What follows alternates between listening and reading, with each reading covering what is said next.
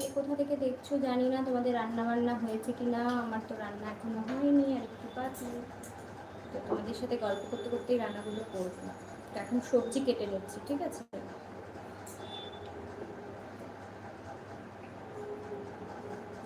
আর তোমরা কে কোথা থেকে দেখছো, সেখানে ওয়েদার কেমন বলো। আজকে তো একটু বৃষ্টি নেই, প্রচন্ড গরম।